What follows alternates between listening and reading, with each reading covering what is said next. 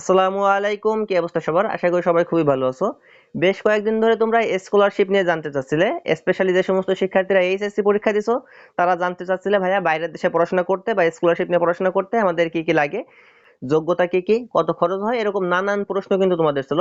সেরকম প্রায় 12টা প্রশ্নের উত্তর তোমাদের এই ভিডিওতে আমি দেওয়ার চেষ্টা করব। আশা করা যায় স্কলারশিপ নিয়ে যত প্রশ্ন আছে সব প্রশ্নের উত্তর তোমরা এখানে পেয়ে যাবে এবং স্কলারশিপ সম্পর্কে যাবতীয় একটা ক্লিয়ার ধারণা পেয়ে যাবে। অর্থাৎ যে সমস্ত ধারণাগুলো রাখা প্রয়োজন তোমার স্কলারশিপ করার জন্য সেই সমস্ত ধারণা তোমরা এই ভিডিওর মাধ্যমে পেয়ে যাবা। দেখো, ভিডিও শুরুতে একটা জিনিস ক্লিয়ার করি, আমার কিন্তু স্কলারশিপ সম্পর্কে কোনো ধারণাই ছিল না। তোমাদের রিকোয়েস্টের কারণে আমি এই স্কলারশিপ নিয়ে খোঁজ খবর নেওয়া শুরু করি এবং বেশ কিছু বিষয় আমার কাছে মনে হয় তোমাদের জানানো প্রয়োজন, সেই বিষয়গুলো আমি তোমাদের জানাবো।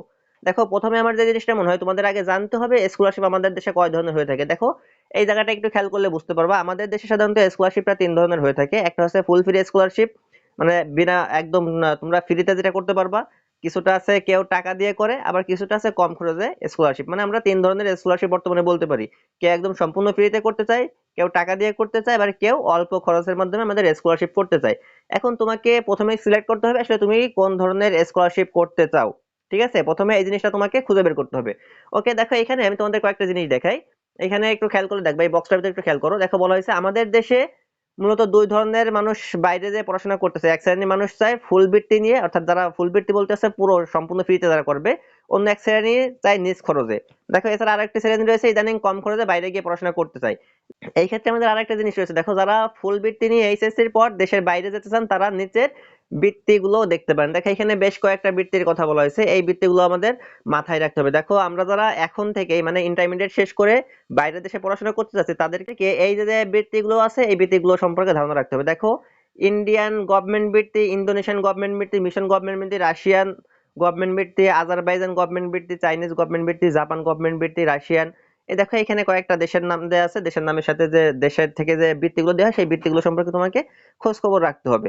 এখন এখানে আমাদের বেশ কিছু প্রশ্ন সৃষ্টি হয় যে এই যে স্কলারশিপের যে আবেদনটা কখন থেকে করতে হয়। দেখো, এই আবেদনটা সাধারণত আমাদের ডিসেম্বর থেকে মে মাস পর্যন্ত সময় থাকে। ঠিক আছে, ডিসেম্বর থেকে মে মাস, প্রতি বছর আমরা ডিসেম্বর থেকে মে মাসের ভিতরে এই আবেদনটা মূলত করার সুযোগ থাকে। তো যেহেতু আমাদের এইচএসসি পরীক্ষা মাত্রই শেষ হলো, তো সেই ক্ষেত্রে আমাদের এইচএসসি পরীক্ষা শেষ হওয়ার পর শিক্ষার্থীরা কিন্তু মোটামুটি একটা ভালোই সময় পায় স্কলারশিপের জন্য প্রস্তুতি নেওয়ার জন্য। স্কলারশিপের জন্য কি কি বিষয়ে পড়াশোনা করা লাগে, কিভাবে প্রস্তুতি নিতে হয়, এই বিষয় সম্পর্কে আমরা সামনে গিয়ে আলোচনা করব। দেখো, এখানে কয়েকটা ব্যাপার তোমাদের একটু ক্লিয়ার করতে চাই। এইখানে আমাদের মোটামুটি একটু ভালো মানের ইউনিভার্সিটিতে পড়তে গেলে দেখো, যারা ব্যবসায় শিক্ষার শিক্ষার্থী আছো এবং মানবিক শাখার শিক্ষার্থী আছো তাদেরকে সবকিছু মিলে টিউশন, তারপর তোমার হোস্টেল ফি সবকিছু মিলে প্রায় 7 থেকে 10 লক্ষ টাকার মতো খরচ হবে। আর দেখো, আর যারা একটু ভালো সায়েন্সের আছো, ইঞ্জিনিয়ারিং এ করতে চাও, সায়েন্সের সাবজেক্ট অথবা ইঞ্জিনিয়ারিং এ করতে চাও, তাদের ক্ষেত্রে তোমার 10 থেকে 14 লক্ষ টাকার মতো খরচ হবে। এবং দেখো, এই স্কলারশিপ গুলো যে সমস্ত বিশ্ববিদ্যালয় করা যায়, দেখো সেই সমস্ত বিশ্ববিদ্যালয়গুলো 2020টা বিশ্ববিদ্যালয়ের ভিতরে র্যাঙ্কিং এ 800-র ভিতরে আছে। তার মানে টপ লেভেলের ইউনিভার্সিটি কিন্তু। ঠিক আছে, তাহলে সেই ক্ষেত্রে এখন দেখো আমাদের মেইন যে জিনিসটা লাগবে, আমাদের এই ইসের জন্য আমাদের কি কি কাগজপাতি লাগবে বা কি কি পরীক্ষায় অংশগ্রহণ করতে হবে। দেখো, এইখানে যে বিষয়টা হলো যে আমাদের স্কলারশিপের জন্য কি কি পরীক্ষা দেওয়া লাগে। দেখো, এটা তুমি কোন দেশে যেতে চাচ্ছ, কোন বিষয়ের উপর তুমি স্কলারশিপ করতে চাচ্ছ, এই সমস্ত বিষয়ের উপর অনেকটা নির্ভর করে যে আসলে তোমার কি কি পরীক্ষায় অংশগ্রহণ করা লাগবে। এখানে আমি একটু তোমাদের এই ব্যাপারটা ক্লিয়ার করি, এরপর তোমরা ডিসাইড করবে যে তোমরা আসলে কে কোন দেশে যেতে চাচ্ছ বা কোন সাবজেক্টের উপর স্কলারশিপ করতে চাচ্ছ, সেইভাবে সিদ্ধান্ত নিবা। দেখো, এখানে বলা হয়েছে, দেখো উচ্চ মাধ্যমিকের পরে বাইরে পড়াশোনার ক্ষেত্রে মনে হয় সবচাইতে বেশি দ্বিধাদ্বন্দ্ব থাকে এই বিষয়টি নিয়ে। কোন বিষয়টি? যে কি কি পরীক্ষা দেওয়া লাগবে। ঠিক আছে, কেবল আমেরিকার ক্ষেত্রে স্যাট লাগে, তাও বিশেষ ক্ষেত্রে। এছাড়াও পৃথিবীর বাকি দেশগুলো আপনি কেবল আইএলটিএস এর মাধ্যমে পরীক্ষা আবেদন করতে পারবেন। তার মানে দেখো, আমরা যদি আইইএলটিএস পরীক্ষার মাধ্যমেই কিন্তু আমরা ম্যাক্সিমাম দেশে আবেদন করতে পারবো, এটা কিন্তু আমাদের এখানে ক্লিয়ার করা হয়েছে। তার মানে তোমরা যারা স্কলারশিপ করতে চাচ্ছ তোমাদের আইএলটিএসটা কিন্তু খুব বেশি গুরুত্বপূর্ণ। দেখো, আবার কিছু দেশ রয়েছে যেমন চীন, এখানে দেখো এই যে চীন, জাপান, কোরিয়া, রাশিয়া, তাইওয়ান, এই সমস্ত দেশে যদি আমরা পড়াশোনা করতে চাই তাহলে সেই ক্ষেত্রে আমাদের এই দেশের ভাষায়ও পারদর্শী হওয়া লাগে ম্যাক্সিমাম ক্ষেত্রে। মানে ওই দেশের নিজস্ব যে ভাষা আছে সেই ভাষায় পারদর্শী হবে। এখন তোমরা যদি কেউ এই দেশগুলোকে স্কলারশিপের জন্য বাঁচতে চাও তাহলে তোমাদের এই দেশের যে ভাষা আছে সেই ভাষায় কিন্তু এখন থেকেই প্রস্তুতি নিতে হবে। ঠিক আছে, তো এই সমস্ত দেশে সাধারণত আমার আইএলটিএস এর প্রয়োজন হয় না।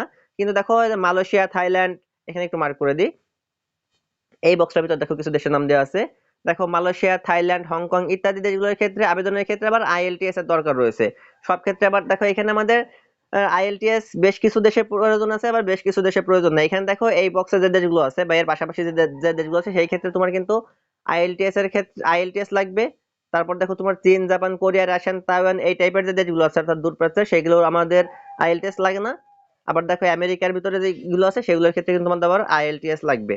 ঠিক আছে, ওকে। দেখো এখানে আমার দেখো আরো বেশ কিছু বিষয় আছে। আমাদের যে ডকুমেন্ট গুলো লাগবে, কি কি ডকুমেন্ট লাগবে সেই ডকুমেন্ট গুলো নিয়ে একটু আলোচনা করি। দেখো তোমাদের স্কলারশিপে আবেদন করার জন্য তোমাদের কি কি ডকুমেন্ট লাগবে সেই ডকুমেন্ট গুলো নিয়ে একটু যদি কথা বলি, তাহলে দেখো আমাদের মেইন যে ব্যাপারটা লাগবে এখানে দেখো প্রথমত এখানে পাসপোর্ট লাগবে, এটা সবাই জানো।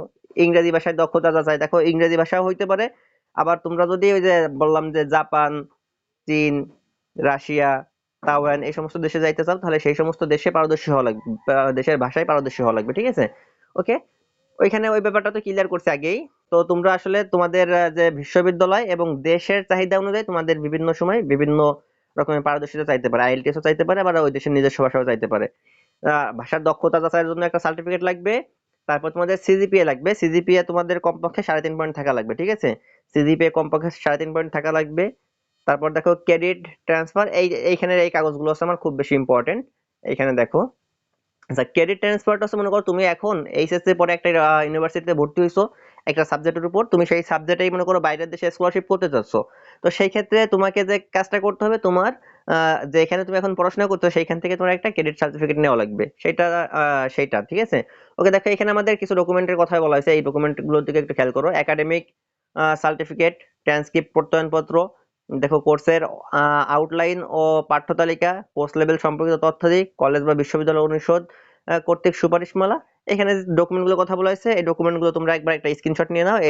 তারপর দেখো কিভাবে ডকুমেন্ট পাঠাতে হবে, এটাও কিন্তু একটা বিষয়। ডকুমেন্ট পাঠানোর জন্য আমরা ম্যাক্সিমাম ক্ষেত্রে আমাদের আবেদনটা থাকে অনলাইনের মাধ্যমে, আমাদের ম্যাক্সিমাম ক্ষেত্রে অনলাইনে আবেদন করলেই হয়ে যায়। তবে অনলাইনে ছাড়াও বেশ কিছু সময় আমাদের সরাসরি আমাদের ডকুমেন্ট পাঠাতে হয়। সেই সমস্ত সময় আমাদের ডকুমেন্ট পাঠানোর জন্য এইখানে আমি যে মার্কটা করে দিচ্ছি এই মার্ক করা বক্সটার দিকে খেয়াল করো। এখানে আমি পড়তে গেলে ভিডিও অনেক বেশি বড় হয়ে যাবে, তাই কারণে আমি পড়তে যাচ্ছি না। দেখো এই যে এশিয়ার দেশগুলোর ক্ষেত্রে তোমার 1300 টাকার মতো খরচ হয় কুরিয়ারের মাধ্যমে পাঠাইতে গেলে। দেখো ইউরোপের দেশগুলোতে তোমার 1400 টাকার মতো খরচ হবে। এখানে এখানে কিন্তু তোমাদের সব ডিটেলসে দেওয়া আছে, দেখো কোন দেশে পাঠাইতে তোমার কত টাকা খরচ হবে কুরিয়ারের মাধ্যমে যদি তোমরা ডকুমেন্ট গুলো পাঠাতে চাও। ঠিক আছে, আমি এইগুলো নিয়ে আলোচনা করতে হলে অনেক বড় হয়ে যাবে, এই কারণে আমি জাস্ট তোমাদের দেখাই দিচ্ছি, তোমরা কিন্তু এইভাবে করতে পারবা। ওকে, দেখো তারপর দেখো আমাদের সর্বোচ্চ খরচ, আমাদের খরচ কত হতে পারে সেটা কিন্তু বললাম তোমাদের। সেই ক্ষেত্রে তোমরা আরেকটা জিনিস খেয়াল করবা, যারা আসলে স্কলারশিপ করতে যাচ্ছ, এটা কিন্তু তোমাদের জীবনের একটা গুরুত্বপূর্ণ সিদ্ধান্ত। দেখো স্কলারশিপে যাওয়ার ক্ষেত্রে তোমরা আসলে প্রথমে সিদ্ধান্ত নিতে হবে কোন বিষয়ে করতে চাচ্ছ, কোন দেশে করতে যাচ্ছ, তোমার নিজস্ব নিজের আগ্রহ আছে কিনা, পরিবারের মতামত কি, বিভিন্ন বিষয়ে, তোমার পরিবারের অর্থনৈতিক অবস্থা কেমন, সবকিছু সব দিক বিবেচনা করেই কিন্তু আমাদের স্কলারশিপের যে সিদ্ধান্ত সেটা কিন্তু নেওয়া উচিত। দেখো আমাদের খোঁজগুলো কিসের মাধ্যমে আমরা পাবো, এখানে দেখো আমি তোমাদের এই জায়গাটা একটু তোমাদের সাথে আলোচনা করব। দেখো এখান থেকে তোমাদের একটা জিনিস ক্লিয়ার করতে পারতেছি যে আমরা কিন্তু তোমাদের যে স্কলারশিপ আছে সেই স্কলারশিপের সন্ধান তিনটার মাধ্যমে পাইতে পারি। তোমরা যে দেশে যাইতে চাচ্ছ সেই দেশের ওয়েবসাইট অথবা সেই বিশ্ববিদ্যালয়ের ওয়েবসাইটের ভিতরে পাইতে পারো। তারপরে তোমরা পাইতে পারো কি সেখানে পাবা। ঠিক আছে, তারপরে তোমরা যে দেশে যেতে চাচ্ছ সেই দেশের যে দূতাবাস আছে বাংলাদেশে সেইখানে গেলে সেইখান থেকে তোমরা ওই দেশের যে স্কলারশিপ গুলো আছে সেগুলো সম্পর্কে জানতে পারবা। আবার আমাদের দেশের বিভিন্ন ওয়েবসাইট, মনে করো তোমরা ইন্টারমিডিয়েটের ওয়েবসাইটের ভিতরে ঢুকলেও কিন্তু তোমরা, আবার শিক্ষা বোর্ডের যে ওয়েবসাইট গুলো আছে সেখানে ঢুকলেও কিন্তু তোমরা এই সম্পর্কে ধারণা পাবা। ঠিক আছে, আমাদের তথ্য দেওয়া থাকে। তোমরা তিনটা মাধ্যমের মাধ্যমে কিন্তু আমরা এই স্কলারশিপের সন্ধান পাবো। এখন দেখো স্কলারশিপের কি কি সুবিধা হয় এগুলো তো তোমরা আগে থেকেই জানো। দেখো আত্মনির্ভরশীলতা এগুলো আমাদের লাগবে না, এগুলো আমাদের মেইন বিষয় না। আমরা এখন দেখবো আমাদের আসলে কয়েকটা নামি দামি বিশ্ববিদ্যালয়গুলোর কথা। দেখো সেরা স্কলারশিপের তালিকা দেখো, এই যে এইখানে দেখো, এই যে আমি এখানে কয়েকটা দেখো 13টা তালিকা দেওয়া আছে। এই 13টা তালিকা একবার স্ক্রিনশট নিয়ে একবার পড়ে নাও। ঠিক আছে, ওকে। এই যে দেখো এই বিষয়গুলোতে স্কলারশিপ করার জন্য দেখো সেরা কিছু বিশ্ববিদ্যালয়, দেখো এখানে 12টা সেরা বিশ্ববিদ্যালয়। ঠিক আছে, জাস্ট স্ক্রিনশট নাও, স্ক্রিনশট নিয়ে তোমার বিশ্ববিদ্যালয়ের নামগুলো দেখবা। আর তোমরা দেখো যে কোন সমস্ত বিষয় তোমরা স্কলারশিপ করতে পারবে, দেখো সেই তালিকাগুলো একটা স্ক্রিনশট নিয়ে সেই বিষয়গুলো একটু তোমরা দেখবা। দেখো আশা করি তোমাদের স্কলারশিপ নিয়ে যে কত টাকা লাগে, কি কি ডকুমেন্ট লাগে, কোথায় আমরা এই সন্ধানগুলো পাবো, আমাদের সিজিপিএ কত লাগে, তারপর আমাদের আবেদন কখন করতে হয়, সব ধরনের উত্তরগুলো পেয়ে গেছো। দেখো আবেদন করতে হয় আমাদের ডিসেম্বর থেকে মে মাসের ভিতরে। তথ্যগুলো আমরা পাবো যে দেশে যাইতে চাচ্ছি সেই দেশের ওয়েবসাইটে বা সেই বিশ্ববিদ্যালয়ের ওয়েবসাইটে অথবা সেই দেশের দূতাবাসে অথবা আমাদের দেশে বিভিন্ন শিক্ষামূলক ওয়েবসাইটের ভিতরে কিন্তু আমরা পাবো। আমাদের দেখো মোটামুটি এভারেজ ধরতে গেলে আমাদের 20 লাখের ভিতরে কিন্তু আমাদের সব খরচ মোটামুটি হয়ে যাওয়ার কথা। এখন তোমাদের দেখতে হবে তোমরা আসলে কোন ধরনের মানে স্কলারশিপ করতে চাচ্ছ। এই দেখো এই সম্পর্কে বিস্তারিত আলোচনা করছি আমি, আমার ভিডিও অনেক বেশি বড় হয়ে যাচ্ছে, যার কারণে আমি ভিডিওটা এখানেই শেষ করতে যাচ্ছি। তোমাদের যদি আর কোনো প্রশ্ন থাকে তাহলে অবশ্যই কমেন্ট বক্সে জানাবা। আর যদি চ্যানেলটিকে সাবস্ক্রাইব করা না থাকে তাহলে অবশ্যই চ্যানেলটিকে সাবস্ক্রাইব করে বন্ধুদের মধ্যে ভিডিও শেয়ার করে পাশে থাকার চেষ্টা করবা।